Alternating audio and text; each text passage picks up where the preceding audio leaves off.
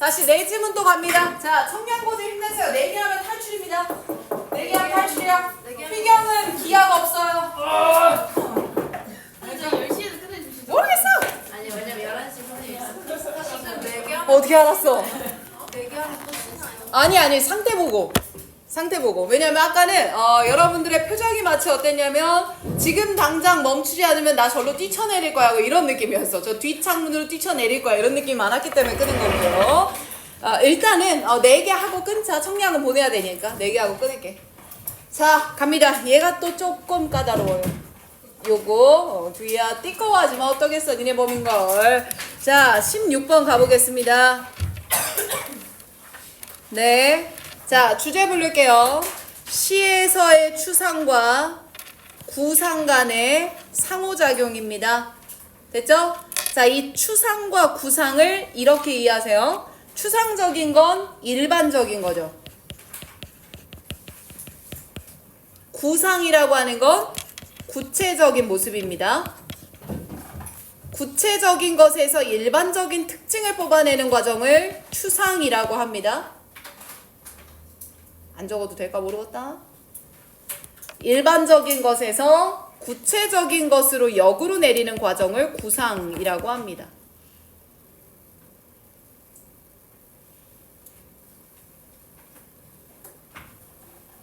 이렇게 말을 해요.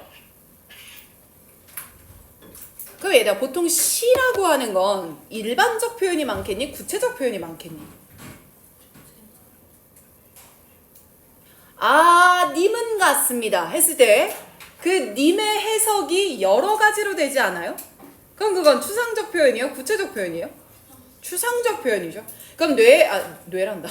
시에는 예를 들면 그냥 님이라는 글자가 있었을 때 정말 그 님인지는 모르는 거고 다양한 의미가 함유되어 있기 때문에 시는 구체적인 것에서 일반적인 것을 말하는 추상과 그 님이라는 단어를 봤을 때 이거는 국가를 뜻할 거야 라고 정하는 구상, 이 과정이 계속 왔다 갔다 한다라는 겁니다. 이해되죠? 근데 이걸 수학과 비교를 조금 합니다. 그럼 여러분들이 보셨어요. 여러분들이 지금 나보다 수학도 많이 아니까. 그럼 수학은 추상이 메인인 학문일까? 구상이 메인인 학문일까? 추상이라고 표현하더라고. 그러면 예를 들면 선생님이 이것도 어떤 교과서 지문에서 봤는데 해바라기 있잖아. 해바라기가 가운데 씨앗이 많잖아요. 근데 이 해바라기 씨앗은 해바라기가 사이드가 커지든 말든 상관없이 안에 있는 것과 밖에 있는 것의 그 증가되는 배열이 피보나치 수열에 따른 거래. 난 그 지문 읽고 처음 알았거든. 그러면 이 피보나치 수열이라고 하는 게 자연에서 여러 가지 현상이 있을 거란 말이다. 그 수열에 해당되는. 그럼 그걸 보고 끝나는 거야. 걔네들을 조합해서 피보나치 수열이라는 개념을 만들었어. 개념을 만들었잖아요. 그럼 수학이라고 하는 건 구체적인 것에서 일반적인 것으로 끌어올리는 무슨 과정에 집중하는 거다. 추상. 반면에 시는 추상으로 작가가 표현했지만 해석을 통해 구상으로 다시 내려오는 이 과정이 모두 오가는 거다. 이것 차이가 있다라고 얘기를 하거든요. 예, 한번 읽어보겠습니다. 자, 첫 번째 문장이 주제였는데요. 자, 시라고 하는 건 이런 영역입니다. 어떤 영역이냐면요. 추상적인 것과 구체적인 것 이겁니다. 자, abstract가 추상, concrete가 구상이라고 여기서 번역을 해요. 자, 추상과 구상이라는 과정이 play between 계속 왔다 갔다 해야 되는 게 essential, 필수적인 영역이에요. 자, 여기서 like mathematics, 수학과의 공통점을 봅시다. like니까. 수학과의 공통점은 뭐냐면 이 시라고 하는 건 계속되는 대화예요. 대화란 바꿔 말해 상호작용입니다. 대화는 상호작용입니다. 자, 이 상호작용은 개인적인, 개별적인 사례들과 일반화들이 상호작용을 하는 거예요. 다시 말할까요? Between the tangible, 형체가 있는 것과, 즉 concrete와 abstract, 구체적인 거요. The low, 낮은 개념과 높은 개념이요. 이것들이 계속 상호작용하는 겁니다. 이 말 이해되나 보세요. Individual instance, tangible, low는 모두 구상을 나타냅니다. generalization, abstract, high는 모두 추상이에요.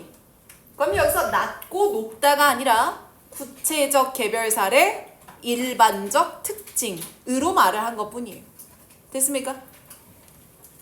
자, 그럼 여기서 이제 예를 들어볼게요. 메타포를 써보겠습니다. 제 메타포라고 하는 건 바로 그런 게임인데요. 개별적인 사례에서 출발해서 일반적으로 말했다가 다시 되돌아가는 게 메타포죠. 그러니까 비유나 은유라고 하는 건 개별 사례들의 공통점을 끌어올리는 게 비유였잖아. 그래서 이렇게 표현하는 건가 봐. 괜찮나요? 더 들어가겠습니다. 자, 이때 the poet, 시인은 think of something specific, 구체적인 뭔가를 생각해요. say, 말하자면 his lover's eye, 그가 사랑하는 사람의 눈 같은 거야. 그럼 이제 시를 쓸 때도 내가 쟤한테 사랑한다는 마음을 담아서 시를 써야지 구체적 목적이 있다 이 말이야. 거기서 출발하는 건데 이 구체적인 부분을 타겟으로 한 다음에 구체적인 것을 잡은 다음에 in his excitement, 아주 즐거워하면서 시인은 wish to give this, 이것에 더 일반적 차원을 부여하고자 합니다. and, 그리고 시인은 생각해요. 그 눈의 일반적인 특징들을 생각하는 거예요. 그럼 눈은 어때요? softness, 부드럽고 그 혹은 그들의 동그란 모양 같은 거를 생각해 본다는 거죠. 구체적인 것에서 출발하여 일반적 속성을 생각해 냅니다. 그 다음 단계로 그는 다른 것으로 돌아가요. In return, 다른 것은 뭐냐면 worldly, 세상에 있는 which has a similar quality, 비슷한 특징을 가진 다른 것으로 표현을 해요. 그래서 이런 말이 나오죠. 당신의 눈은 비둘기와 같습니다. 이렇게 표현이 나온다는 거야. 그러니까 여기서 비둘기란 정말로 그 물체 비둘기를 뜻하는 거야? 추상적인 단어가 되는 거야. 추상적. 그럼 당신의 눈이라는 구체적인 것에서 출발해서 같은 성격을 가지는 비둘기까지를 이야기해 주고요. 비둘기는 결국 당신의 눈을 말합니다. 추상, 구상. 이 계속 반복되는 게 시의 흐름이에요. 자, 여기서 note that, 대절 이하에 주목합시다. 그럼 주목하자는 건 시의 특징을 강조할 거예요. 자, 여기서 우리가 주목해야 될 게 있어. The last shot in this game. 시를 쓸 때 마지막 겨냥은 is in the direction of the tangible. 어디를 향한다는 거야? 구체적인 것을 향한다는 거야. 얘네 이걸 뭐라고 생각하면 되냐면 시를 쓰는 작업은 시인이 하지. 쓰인 시를 읽는 건 우리가 하지. 해석은 누가 하는 거야? 우리가 하지. 그래서 아까 님은 같습니다. 거기처럼 이 님은 아마 이걸 뜻할 거야 라고 다시 겨냥을 하잖아요. 구체화. 그래서 시의 마지막 겨냥은요. 즉 마지막 방향성은 늘 구체적인 것을 향하게 됩니다. 이 말이야. 좀 나갈게. this, 바로 이것이요. 시적인 핑퐁, 오가는 상호작용의 일반적 특징인 건데요. 시인의 마음은 is given, 주어집니다. 시의 핵심이라고 하는 건 주어져요. 어디에? 구상에 주어지는 거고요. 그리고 바로 이 방향 안에서 시가 흘러가는 거예요. 자, 그래서 여기다 매칭해 볼게요. 시에서의 마지막 방향은 텐저블을 향해 있어야 되고요. 체크해. 텐저블을 향해 있어야 되고, 그러니 시의 가장 핵심은 오히려 컨크리트, 구상인 거고요.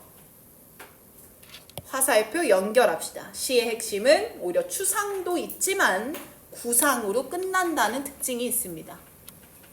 괜찮나요? 자, 이제 여기서 diametric opposite, 반대가 됩니다. 무엇과 반대가 되냐면 바로 수학에서의 핑퐁과 반대를 이루게 되는 건데요. 수학에서의 핑퐁에서는 last shot, 마지막 겨냥은 abstract, 뭘 향해 가요? 추상을 향해 가요. 피보나치 수열을 끝내는 거지 그걸 다시 내려오는 게 아니에요. 그래서 여기다가는 세모를 좀 쳐놓읍시다. 그래서 반대된다라고 표현을 좀 해주십시오. 써놨나요? 반대된다. 굿죠? 오케이, 여기까지 시에서의 구상과 추상 이야기 끝냈고요. 자, 16번 넘어가서 18번 가보도록 하겠습니다. 야, 이건 너무 쉬워.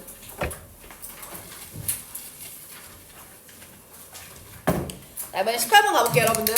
자, 주제 한번 큰 소리로 또 읽어주자. 자, 둘, 셋. 자산으로서의 국립도서관. 그치? 여러분들, 국립도서관 하면 어디서 관리하는 곳이야? 나라. 그럼 그냥 무조건 최신 설비, 뭐 그런 것도 있겠지만 나라의 정체성이 들어가 있겠죠. 국회 도서관에 가면 못 볼 수 있는 책들을 다 볼 수 있습니다. 국립도서관이라는 건 단순히 도서관이 아니라 국가의 문화자산으로서의 의미가 있습니다. 이게 끝이에요. 자, 여기서 흐름을 조금 주의했으면 좋겠는 게 이 문장 위치예요. 두 번째 문장 위치. 먼저 설명할게. 뭐에다 밑줄 쳤어 내가? especially지. 얘는 especially는 특히야. 얘는 역삼각형이야.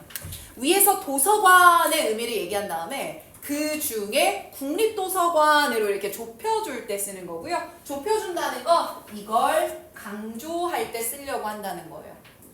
그러니 이 문장 뒤에서부터는 일반 도서관 다 얘기하는 게 아니라 국립도서관의 특징에 대해서 1번, 2번, 3번을 나열하는 겁니다. 그럼 이 문장 위치 물어보기 좋은 거예요. 지문이 짧긴 하지만. 자, 그럼 가볼게. 현대의 도서관의 개념을 봅시다. 도서관의 현대적 개념을 볼 건데요. 다면적입니다. 여러 의미가 겹쳐져 있습니다. 특히나 서로 다른 구조적인 규모와 반경을 가진다는 점에서 현대의 도서관은 여러 의미가 있는 곳이에요. 단순히 책만 있는 곳이 아니에요. 이해되면 끄덕. 돼요? 자, 그럼 여기서 가장 유명하게는 특히 서구 세상에서 있는 국립도서관을 봅시다. 자, 이 국립도서관이라고 하는 건 역사적인 역할을 보유하고 있다라고 인정을 받는데요. 이 역사적 역할이라고 하는 건 국가적인 문화적 자산의 눈에 보이는 역사적 역할의 기능을 한다고요. 그럼 여기서 밑줄 치셔야 되는 거 여기다가 밑줄 그어놓고 가겠습니다. 자, 그럼 이제 이대로 쌤 따라와봐. 내가 써야 니네가 하는구나. 자, 봐봐. 자, multifaceted 동그라미.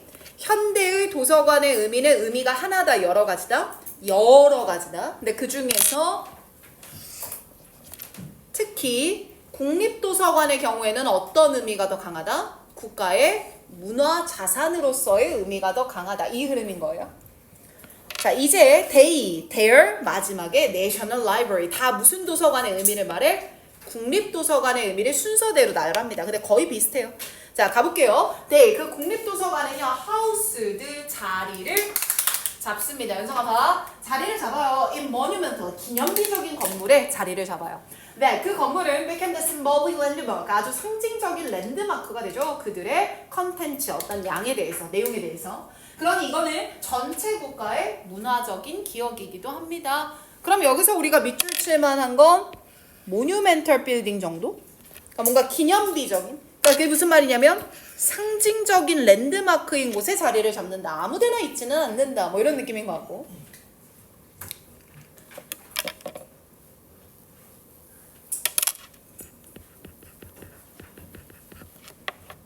이렇게 잡아줄게. 의미 1번 장소적인 의미, 기념비적인 상징적인 곳에 자리를 잡는다.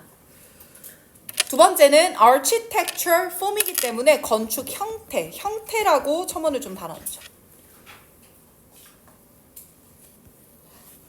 그것들의 건축적인 형태라고 하는 거는 보통 결국에는 무조건 reminiscent, 연상시켜야 돼. 안정적이고 오래 지속되는 구조를 연상시켜야 되는데 이 오래되고 안정적으로 유지된다라고 하는 건 그 국가의 정체성을 강화시켜주는 거야. 흔들리지 않고 100년, 200년, 1000년 동안 존재한데 우리 국가는 이렇게 건재한 나라야. 그걸 알려주려고 하는 것 같고 symbolize a secure shield, 아주 안전한 보호막을 상징으로 보여주는 겁니다. 집단적인 역사적, 문화적 생산물들의 안전한 경계망을 상징시켜주는 거기도 해요.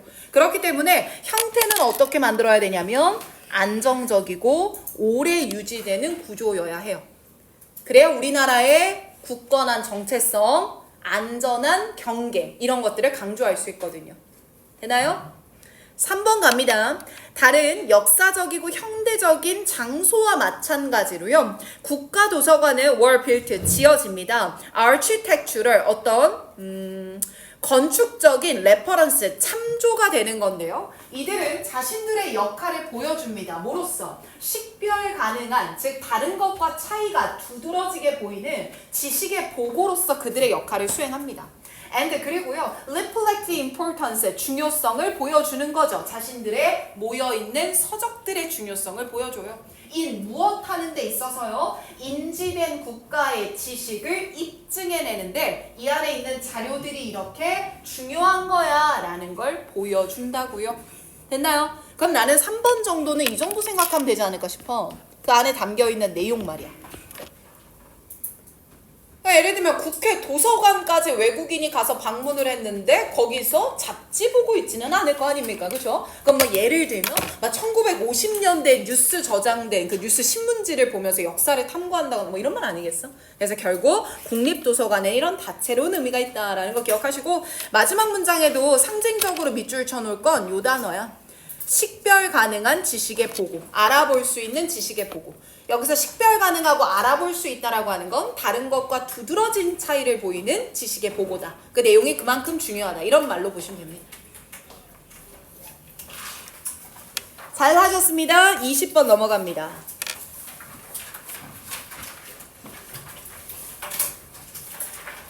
선생님 저 잘 따라오고 있어요 하면 끄덕 좀 해줘. 저 불안하지 않게. 저 잘 따라오고 있어요. 있어요. 있어요. 있어요. 없어요도 해도 없어요도 해도 돼. 없어요. 있어요. 없어요. 예, 알겠습니다. 나오니 괜찮아요? 자, 그 다음 거가 얘는 플라시보 효과야.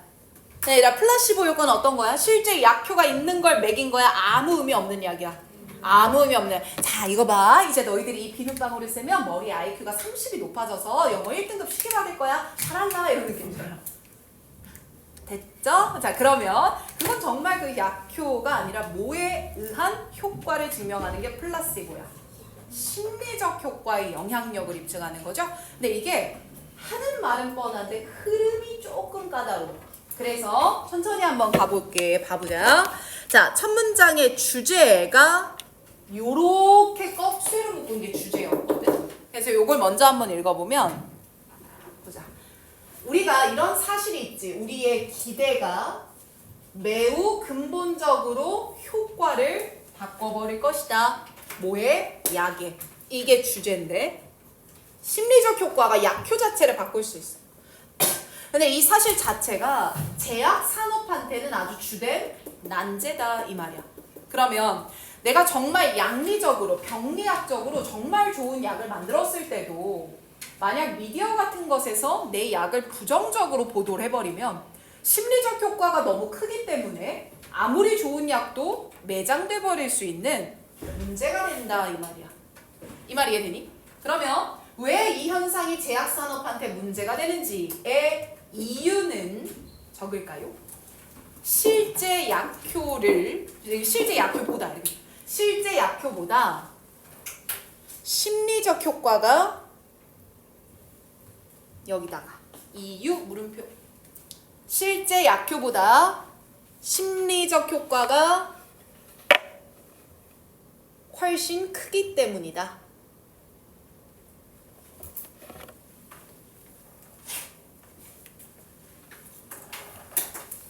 이해되시면 끄덕 한번 해볼까요?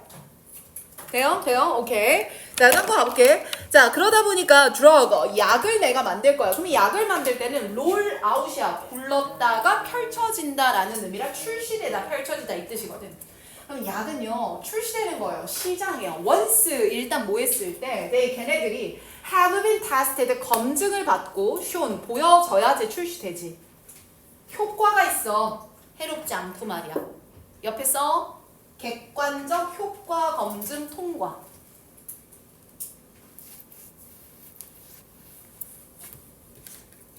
이해되면 끄덕. 돼. 이렇게 객관적으로 효과가 있다는 거 검증되어 나올 수 있거든. 야, 그러니까 객관적 효과 검증. 화살표 연결. This means 화살표 연결일로. 얘가 이렇게 통과했다라는 건 뭘 의미하냐면 they have been demonstrated to be more effective. 효과적이다라는 게 입증됐다라는 의미인 거야. 그럼 맞잖아. 근데 뭐보다 효과적인 거냐면 통제 집단보다는 효과적이었다라는 거야. 그리고 이 통제 집단에서 사람들은 베네핏을 기대하지 드러그에. 맞죠? 하지만 플라시보 효과를 대신 받아요. 이 말하거든. 자, 요 문제 이제 까다로워. 밑에 해석 먼저 한 번만 봐봐. 이거는 사람들이 약에 이점을 기대했지만 그 말은 검증받고 출시된 거니까 진짜 약이 효과가 있겠지 이 의미야. 그 이점을 기대했지만 대신 위약을 받는 대조기준 조건보다, 그럼 얘들아 여기다 밑줄 한번 쳐볼래? 위약을 받는 대조기준 조건에다 밑줄. 밑에다 써. 같은 가짜 약을 받은 집단이야. 얘네 밑에 가짜 약을 받은 집단, 위약을 받은 대조기준. 이게 가짜 약을 받는 집단이야. 그 집단보다 그것들이 또 써. 이때 그것들에다 밑줄 쳐. 이건 효과가 입증된 진짜 약이야.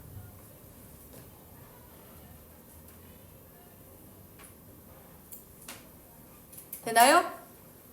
얘보다 더 효과적이라는 것이 입증되었다는 걸 의미한대. 자, 여기다 박스, 더 효과적에다 네모 박스.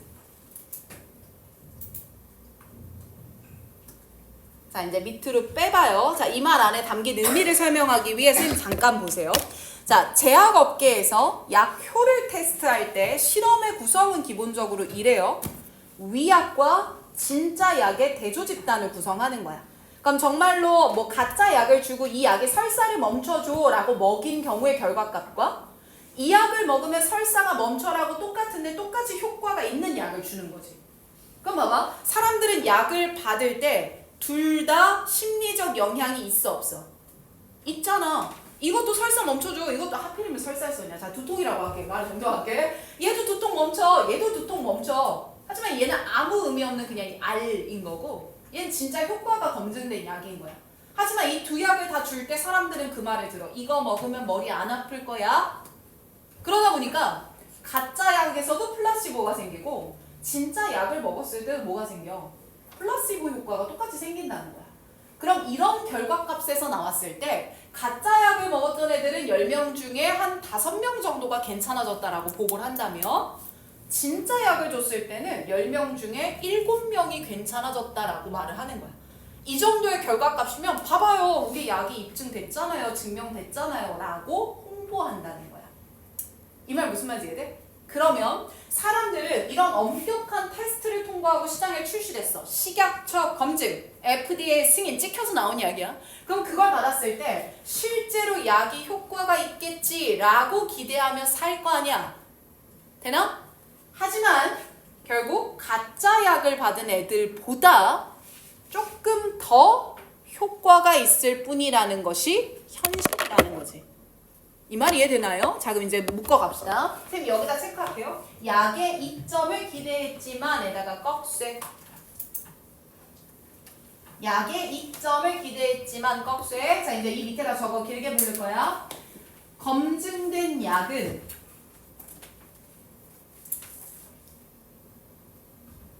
플라시보 효과 없이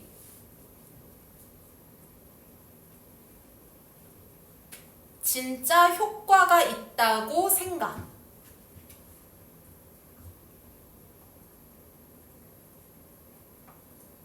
했지만 이 말 이해돼요? 심리적 효과 하나도 없고 얘는 정말 100% 효과 있는 약이야 라는 걸 알고 샀어. 기대하고 샀지만 결국에는 가짜 약보다 진짜 약은 자 이제 요거 아까 박스 쳤죠? 더 효과적. 이제 밑에다 써. 더 효과적. 가짜 약과 마찬가지로 가짜 약과 연성아 마찬가지로 진짜 약도 플라시보 효과가 있고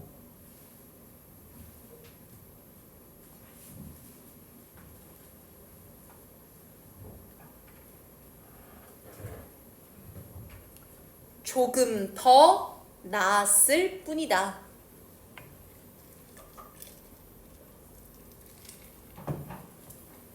이해돼요? 그 말을 이렇게 좀 어렵게 푼 거야.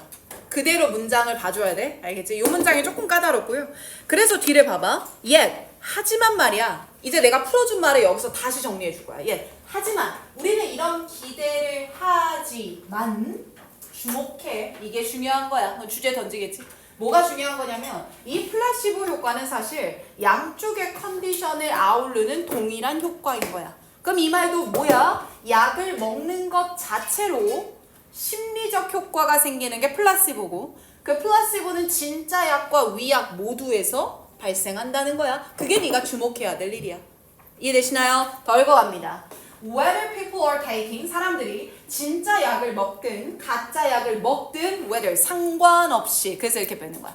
뭘 먹든 상관없이 그들은 여전히 경험하고 있는 거예요. 알약을 먹고 있다라는 심리적 효과 자체를 경험하고 있는 겁니다. 그러다 보니까 this makes them 이건 그들을 만들죠. 훨씬 더 better 기분이 좋도록이요. 그럼 이 기분이 좋다는 건 진짜 약효가 있냐에 따라 달라지는 거야. 있든 없든 상관없는 거야.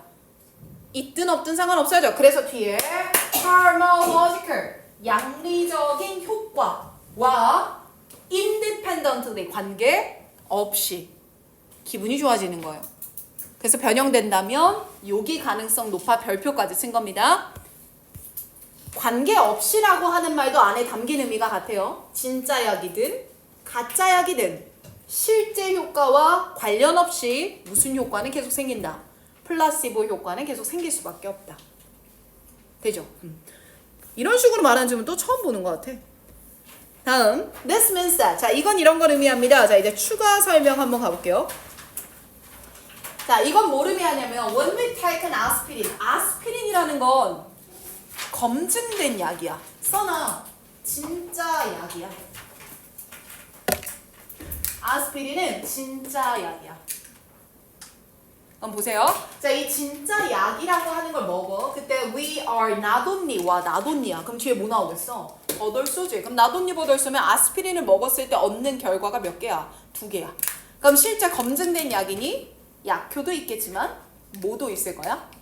플라시보 효과도 있을 거야. 그렇지. 그래서 1번 효과 보시면 getting the benefit of the medication 그 약의 효과를 얻을 수도 있지만 은솔아 나가 졸리면 또한 우리는 심리적 이득도 얻지. 뭐 하는 거? 이걸 내가 먹었으니까 나아질 거야 라는 기대에서 비롯되는 심리적 효과도 얻을 거야. 진짜든 가짜든. 마지막 shifting the expectation 그러니까 우리의 예측을 바꿔보면 그럼 쌤이 예측을 바꾼다는 건 위에다 쓰세요. 심리적 효과를 활용해 보는 거예요.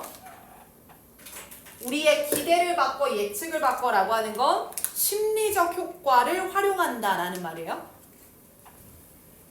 여러분들 여기서 심리적 효과를 활용한다는 건 내가 만든 약이 좋은 건데 누가 나를 디스하느라 우리 약이 별로라고 까내리거나 무슨 말인지 알겠지? 내가 만든 약이 별론데 내가 로비를 겁나해서 광고 다 해줘. 우리 약이 진짜 좋다고. 이런 상황인 거야. 그럼 그렇게 해버리면 can almost totally 완전히 실제 약이 가지고 있는 효과를 undermine 훼손해버릴 수도 있어요. 이 말 이해되지? 훼손해버릴 수도 있어요. 그러니 우리의 기대는 때때로 더 강한 영향을 가집니다. 비교급이죠? 네, 뭐보다요? drug itself보다요. 그럼 drug itself에 담긴 의미는 약이 가진 약효 그 자체. 약효 그 자체. 약효 그 자체. drug itself. 약효 그 자체. 앞에 나오는 our expectation은 심리적 효과. 그죠? 누가 더 힘이 세? 얘가 더. 부등호. stronger에다가 부등호. 그럼 이거 수능 지문 많이 나오는 단어로 바꾸면 have부터 then까지를 다 버려버리고 outweigh 들어가면 어때? 괜찮은 거지. 능가하다라는 단어잖아.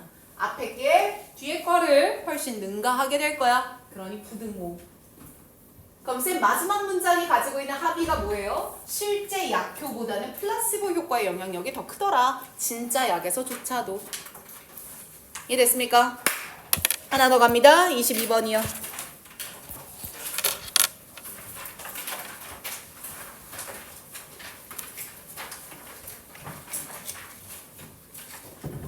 아우 잘해주고 있어.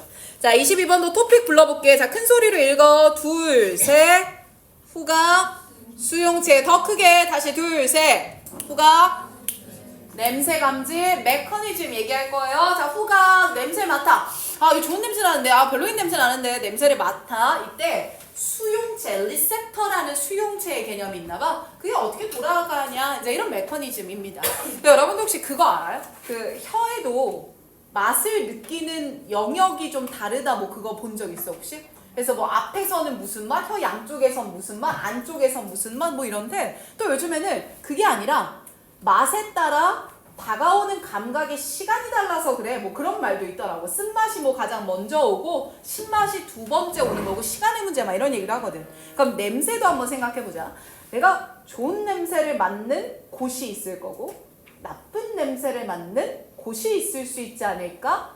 이렇게 고민을 해본 거야. 그대로 한번 읽어볼게. 1번, 2번은 글을 전개하기 위한 배경 지식입니다. 자, 배경 지식 먼저 한번 읽고 갈게요.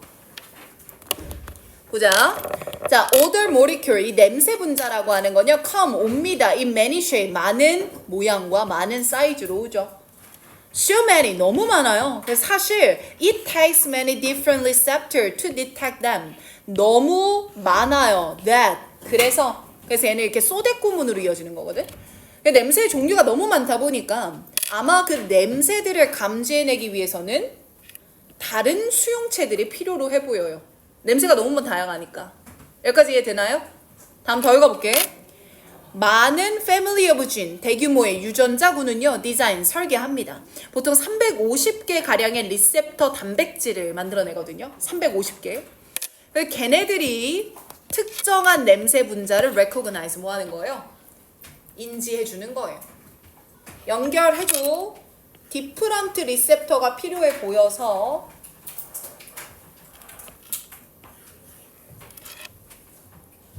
그래서 350개 정도의 수용체를 만들어낸다 이 말이에요. 일단 350개라고 하는 건 많은 것 같기는 해요. 이게 배경 지식입니다. 자, 여기서 연구 결과 한번 가볼게요. 자, 읽어봅니다. 야, 이 리차리어트 이런 사람이 연구를 해냈는데 그 연구 안에 보니까 이러한 리셉터 프로틴은 말이야 저장된대. 그러니까 위치한대. 어디에 위치하냐면 비강의 nasal, 비강의 cavity 뉴런이라네요. 비강 뉴런의 표면 부분에 위치한답니다.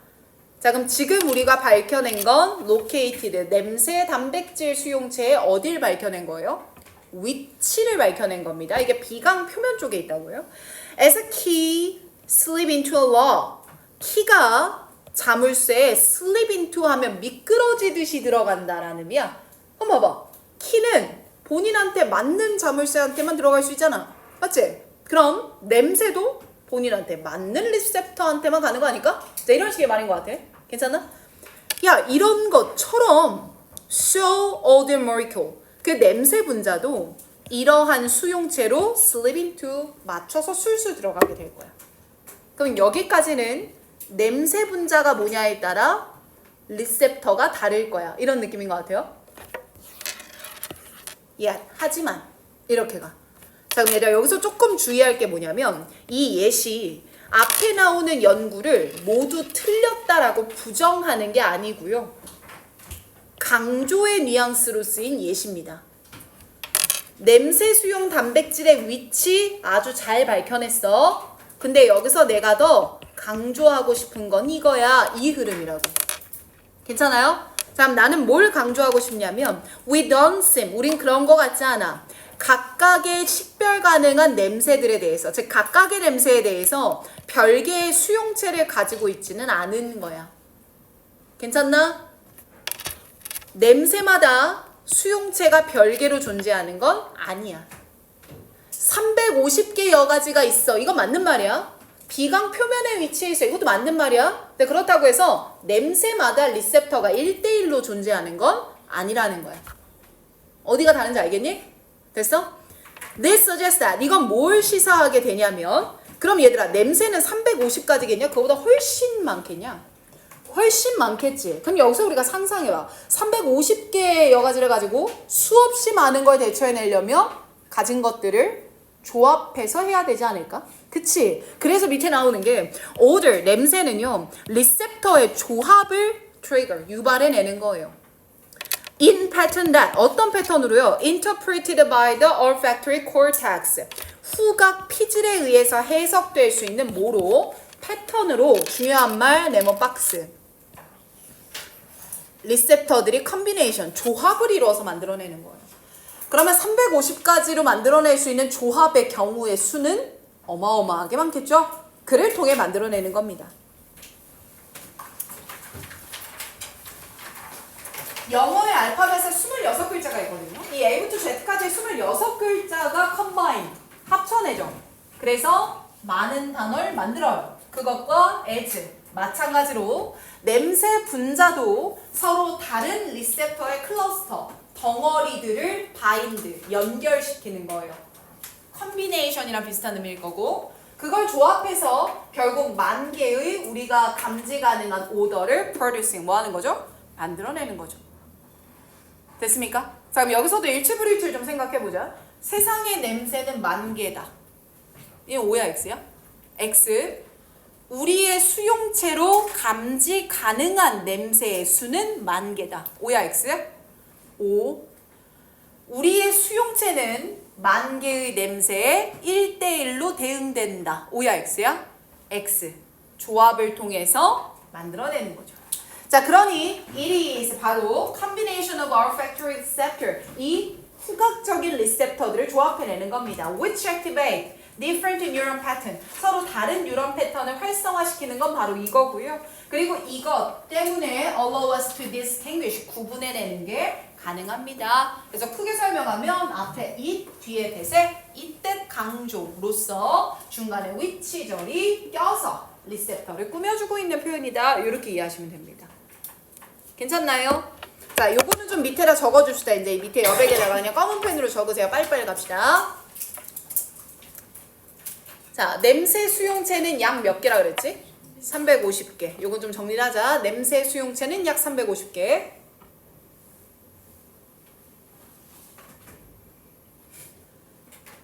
후각으로 감지할 수 있는 냄새는 몇 개? 10,000개. 후각으로 감지 가능한 냄새는 10,000가지. 밑에다 마지막 350여 개의 수용체를 조합하여, 이것도 350개라고 말하면 안 돼요. 350여 가지, 약 350개 이렇게 표현하셔야 되죠. 350여 가지의 수용체를 조합하여 냄새를 구분함.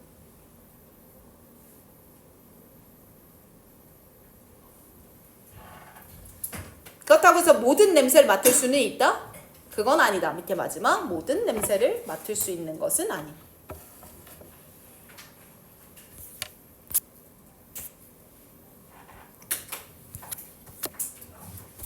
자, 네, 좋습니다. 여기까지 일단 마무리를 잠깐 할게요.